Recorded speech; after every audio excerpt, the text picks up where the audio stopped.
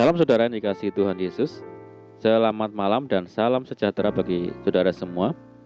Saya menyapa bagi saudara yang ada di Indonesia, dari Sabang sampai Merauke, baik yang di kota maupun yang di desa, dan saudara yang ada di Malaysia, di Sabah, di Sarawak, Kuala Lumpur, di Kamboja, Singapura. Senang sekali kembali menjumpai saudara pada saat ini. Kiranya damai sejahtera dan sukacita Roh Kudus melimpah dalam hati dan kehidupan saudara semua. Dan kiranya saudara semua dalam keadaan sehat selalu. Selamat datang kembali di Pokok Anggur bersama saya Yosia Krispianto. Mari saudara, sebelum kita bersama-sama merenungkan firman Tuhan, mari kita bersatu dalam doa. Bapa di surga, Bapa yang baik, yang penuh kasih karunia, Bapa yang kami muliakan, di dalam nama Tuhan Yesus Kristus, kami mengucap syukur oleh karena pertolongan dan penyertaan Tuhan di sepanjang hari ini. Sehingga kami boleh dimampukan Tuhan untuk melewati hari ini, melakukan tugas dan tanggung jawab kami serta aktivitas kami. Itu semua karena berkat pertolongan Tuhan. Pada saat ini kami kembali rindu untuk merenungkan firman-Mu.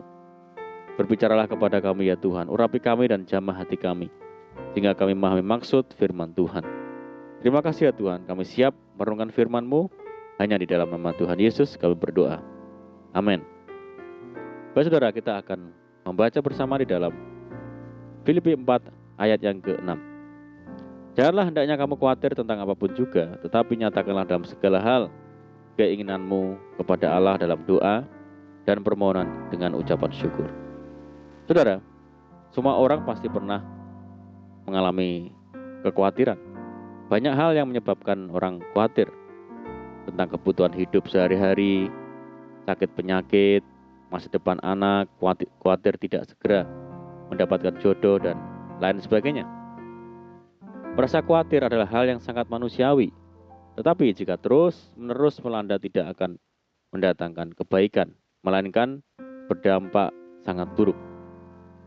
Hilang damai sejahtera dan sukacita, mudah terserang sakit penyakit. Kekhawatiran dalam hati membungkukkan orang. Pemazmur menasihati, serahkanlah khawatirmu kepada Tuhan, maka Ia akan memelihara engkau. Jikalau kita menyerahkan dan mempercayakan hidup dan segala permasalahannya kepada Tuhan, sesungguhnya tidak ada perkara yang perlu dikhawatirkan, sebab semua ada dalam kendali kuasa-Nya, dan tidak ada sesuatu yang sulit bagi Tuhan untuk bertindak menolong kita. Yang perlu kita lakukan adalah datang kepada Tuhan melalui doa dan mengimani semua yang Ia sampaikan melalui firman-Nya. Hidup berkemenangan adalah bagian hidup orang percaya, sebab kita mempunyai Tuhan yang sanggup meneduhkan angin dan badai kehidupan. Ketika Elia sungguh-sungguh berdoa kepada Tuhan, hujan tidak turun selama 3,5 tahun. Dan melalui kekuatan doa yang Elia panjatkan pula, langit menurunkan hujan. Karena itu, saudara, kita tidak perlu khawatir tentang apapun. Meski secara fakta ada alasan untuk kita menjadi khawatir. Sebab Tuhan Yesus sudah menang bagi kita melalui karya pengorbanannya di kayu salib. Dialah yang memikul kelemahan kita dan menanggung penyakit kita. Jangan sekali-kali merasa jemu berdoa, apalagi berhenti berdoa. Sebab doa orang yang benar bila dengan yakin didoakan, sangat besar kuasanya. Saudaraku, pada dasarnya, kekhawatiran bukanlah suatu keadaan, melainkan sebuah keputusan atau pilihan dalam hidup. Ketika mengalami masalah yang ringan dan tidak terlalu rumit, kita cenderung khawatir. Tetapi, ada orang yang meskipun dihadapkan pada masalah sangat berat dan pelik, memilih tidak khawatir dan tetap tenang.